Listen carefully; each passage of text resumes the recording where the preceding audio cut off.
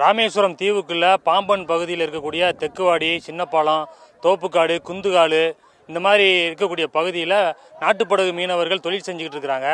இவங்க கடல் நீர் அதிகமாக இருக்கிற நேரத்தில் கரையில் படகை கட்டிட்டு வீட்டுக்கு போயிடுவாங்க. காலையில் கடலுக்கு மீன் பிடிக்க போகிறதுக்காக படகை பார்த்தோம்னா அது ஒரு 1/2 கிலோமீட்டருக்கு தண்ணி கடல் நீர் உள்வாங்கி தரையில் படகு நீக்கி தொழிலுக்கு போக முடியாது. இது பல காலமாக இந்த மக்களுடைய வாழ்வாதாரத்தை பாதிக்குதுன்னு சொல்லிட்டு எங்களுக்கு கடலை ஆழப்படுத்தி கொடுக்கணும்னு சொல்லிட்டு பல அரசியல்வாதிகள்ட்டையும் அரசு அதிகாரிகள்ட்டையும் கோரிக்கை நீண்ட காலமாக வச்சுக்கிட்டு இருக்கிறோம்.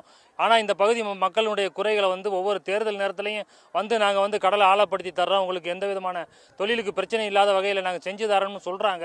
ஆனால் இது வரைக்கும் எந்த விதமான நடவடிக்கையுமே இது வரைக்கும் எடுக்கலை. இதனால் காலங்காலமாக இந்த பகுதியில் தொழில் செய்யக்கூடிய மீனவர்களுடைய வாழ்வாதாரம் பாதிக்கப்படுது. அது மட்டுமல்ல, இந்த கடல் நீரில் தண்ணி வற்றி போகிறதுனால அங்கங்கே இருக்கக்கூடிய கடல்வாழ் உயிரினங்களும் வெளியில் அது இந்த வெயில்னால செத்து போகக்கூடிய வாய்ப்புகளும் அதிகமாக இருந்துக்கிட்டு இருக்கு.